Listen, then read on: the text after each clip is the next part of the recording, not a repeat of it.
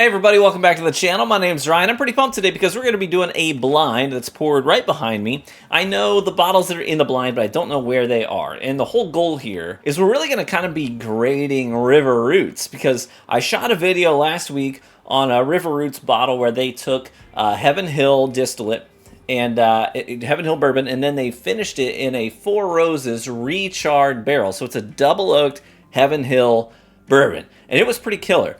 Now, what I wanted to do was put it in a blind against a bunch of other great Heaven Hill products and see where it lands. So in the blind today, it's going to be going up against C923, Elijah Craig Barrel Proof C923, which obviously is like raved as being one of the best Heaven Hill products in the last couple of years. We also have C924, this year's C batch. We have a Larceny Barrel Proof, which is like Y723 from last year, which was a distillery only release. And then again, another distillery only release. We have these call it hand grenades, is what they're lovingly called. This is Elijah Craig's single barrels that Heaven Hill will actually release sometimes in the mornings. If you go there at the distillery, they'll have some hand grenades out, and if you get one, you get one. If you don't, you don't. And that's 125 proof. So some heavy hitters here, and then obviously in the lineup as well is somewhere the River Roots, and we'll see how it fares, where it ranks in this whole blind here. Sound good? Also, this is going to kind of test my claim that C923 is considerably better than C924. So it'll be interesting to see where the C923 lands in the blind. If I had to make a prediction ahead of time, I would guess that my list, I'm going to write this down because we'll test it at the end, but I'm going to guess that my ranking will be C923 on top, followed by the River Roots, followed by C924, followed by the hand grenade, and then I think last place will be Larceny, because Larceny just doesn't do well for me in blinds. Even the batches that people are like, this is the best Larceny barrel proof batch I've ever had, and then I try it and I'm like, it's okay. That's okay. So we'll see. That's going to be my prediction, but let's dive into this. I'm going to put these bottles away so I can't compare color when I have the glasses up here. Sound good? All right, I'm going to go from left to right, starting with glass. We'll call it glass A. Oh, I should also address the elephant in the room, which is the open wound on my nose. Nothing cool happened. I was playing with my dog and she headbutted me real hard in the schnoz. So don't stare at it. We'll pretend it's not there. It's not a zit. All right, let's get in. Glass A. I'm going to be regretting, I think, not having food in me because these are all going to be pretty high proofers. So I'll have to go a little easy on the sips. The color is beautiful. I get hit with a couple of things right off the bat. I think of leather and allspice, and definitely some sweet maple, like sweet maple candies as well. Beautiful nose. There's like a confectionery sweetness to it as well. It makes me think of like buttercream frosting you'd get on a cake from Costco or something. Well, let's try it. Cheers. Woo-hoo. It's got some heat, that's for sure. This is what I've come to expect from Elijah Craig. It's hot, but it's also giving me leather and sweet tobacco, and then lots of these oak sugars as well, and sweet maples. Yeah, we're starting pretty strong there. I will say the finish is really heavy on the oak, like charred oak. Not necessarily a bad thing, just an observation. But otherwise, starting real strong. Let's move on to B.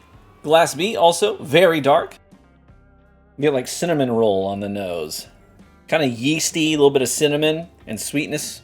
We're probably going to get a fair amount of overlap with nosing notes, I would imagine, with 3 different Elijah Craigs in here. There's also a butterscotch note on the nose of this one, though, which is pretty nice. Kind of smooth and buttery. And here we go.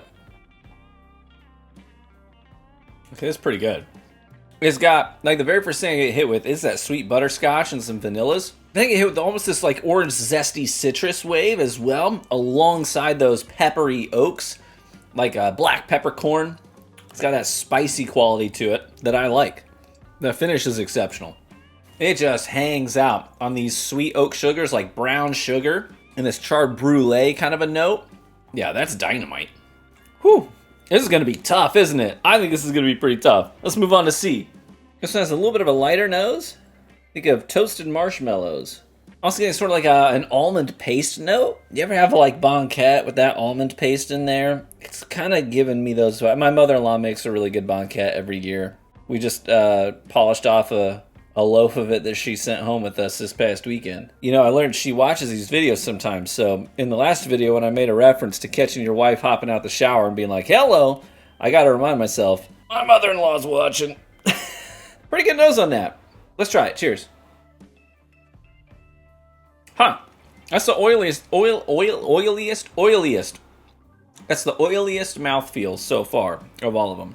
But I definitely get hit mid-palate with this wave of what I would say is like a cinnamon imperial. You know, those red hots. Everybody has them on the table at a wedding reception. And you're like, couldn't spring for the Jordan almonds? Good luck having that marriage last. There's a crispness to it. That almond note does come back around. Kind of late in the palate. Kind of extending into the finish a bit. Huh. Pretty good. Pretty good. All right, let's move on to, what are we on? D. D's next. Reminds me of a gingerbread cookie on the nose. On the nose alone, this could pass as a holiday pour of some kind. It's got to give me those holiday spice vibes. Christmas cookie vibes. A whole lot of those oak sugars on the nose. Those brown sugars and vanillas, which is not surprising, given what I've come to expect from Heaven Hill. But there's also this nutty quality to it that makes me think of like your roasted peanuts that are covered in like toffee roasted peanuts. It's kind of like that. Sorry, I take extensive notes while doing blinds. Let's try it. Huh. You could tell me that was like a Booker's batch, and I'd believe you. That roasted peanut note, that toffee roasted peanut note, very prominent on the palate, which I like a good nuttiness on a bourbon. Yeah, that reminds me a lot of a Booker's pour from Jim Beam. Maybe my wife slipped a Booker's in here trying to fool me. This one's kind of different from the others, but not in a bad way. Not at all.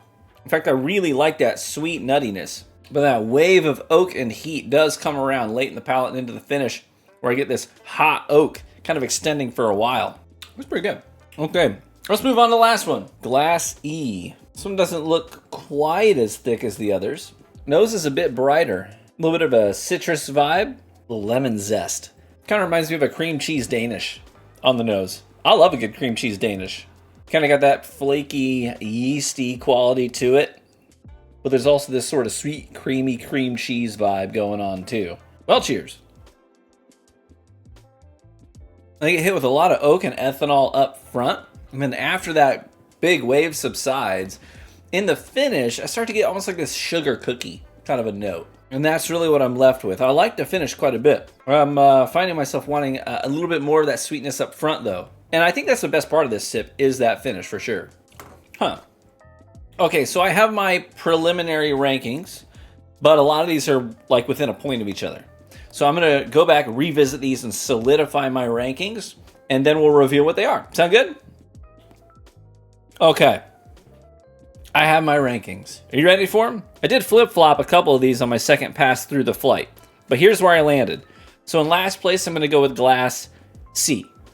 Glass C is going to take last place. We said this one was the one that gave us like almond paste and cinnamon imperials, those red hots. After that is going to be Glass E, the last one we tasted. This is the one we said cream cheese Danish, that sugar cookie finish, right? Third place is going to go to Glass A. We said leather, allspice, sweet maple. Followed by Glass D in second place. D in second place is the fourth one. We said gingerbread cookie, Christmas cookies, toffee roasted peanuts. Really liked that one. But I think the one that's going to take the cake is going to have to go to Glass B, where we got that brulee, a little bit of orange zest and peppercorns, cinnamon roll and butterscotch. That one's going to take first place.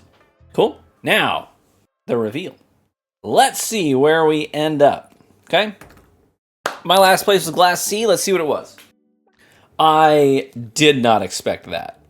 But Elijah Craig C924 takes last place. Elijah Craig C924. So let's see, would you want first place on the right or would you want it on the left? I think you would want first place, second, third, fourth, fifth, right? So I'm going to put Elijah Craig C924 right here, dead last. That surprises me. I thought I had that in my prediction in third place because I actually like that bottle. Wasn't stacking up today. Interesting. My fourth place goes to Glass E. Glass E. This is the Holy Hand Grenade. Elijah Craig Barrel Select. This is the distillery only. Let me grab it. All right, so the Holy Hand Grenade going to take fourth place.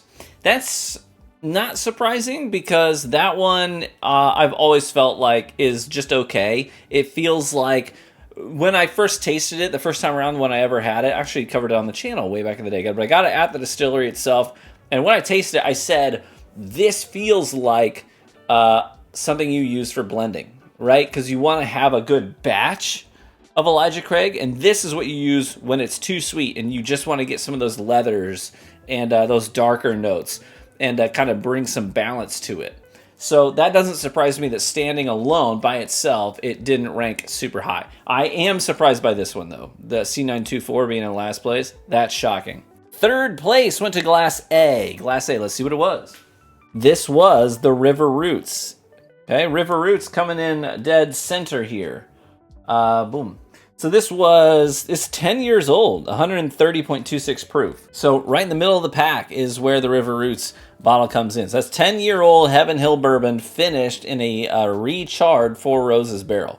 Pretty good pour, by the way. I like it. And it beat today in the blind Elijah Craig's C924. Pretty impressive. The C924 is an 11-year-old distillate too. I am nervous. I'm gonna be shocked if the Larceny ends up in first place. Shocked. Because Larceny has literally never performed super well for me in blinds. Never. Jeez. Okay, well, my second place is Glass D. There it is. That's the Larceny. Barrel proof. Y723. Let me grab it. So that means that, let me just verify. Glass B took first place? Yep. C923. That is not a shocker. That, to me, is the one thing that's not surprising here. So second place goes to the Y723, it's 128 proof, and I bottled that by hand at the distillery. Impressive to me that Larceny landed where it landed today. That's shocking. I actually flip-flopped that one in the River Roots, and on my first pass through, I told you I swapped something. That's what I swapped. The River Roots was in second on my first pass, and the Larceny was in third. On my second pass, I flipped the two. Interesting. But that means that first place goes to Elijah Craig C923. This is 13-year-old Heaven Hill bourbon. That is not shocking to me because this stuff is freaking dynamite. C923 is dynamite. There are still people trying to get their hands on C923 because of how good the reviews on this bottle were. So I at least feel some vindication that this is what came in first place today. Sort of verifies for me the quality of this and the review score that I gave it as well. There you have it. Those are the rankings. So River Roots, impressive that it was able to, beat a couple of big bottles here from Heaven Hill. I would have preferred, I think, to see it in second place, like right there. That's kind of where and on my first pass, that's where it did land. But for some reason, second time through, I was like, no, I think I'm going to flip these two. And the Larceny took second instead. As always, based on my notes, what do you think your ranking would be? What would have been your first and what would have been your last? That'll keep it easy. What do you think would have been your first place? What do you think would have been your last place? Let me know in the comments below. Thanks as always for tuning into the video. I appreciate each and every one of you. If you enjoyed the video, would you consider leaving a like on it, as that is the best free way to support the content right here on YouTube. Helps me out. And so the YouTube algorithm works off of what we call engagement. So anytime you comment on something, or you like a video, or you react to the video in any sort of tangible way, YouTube sort of takes measure of that, takes stock of that, and says, people are reacting to this content. Let's push it out to a couple more people's recommended section. So the more you interact with content, the more likely it is to get pushed into other people's feeds who are interested in similar things. So best free way to support content right here on YouTube. Hit the like button, maybe leave a comment, maybe subscribe if it's not your first time at the channel and you want to see more content like it. Thank you so much for your support. I appreciate each and every one of you. So I will take the River Roots and I will say cheers, my friends.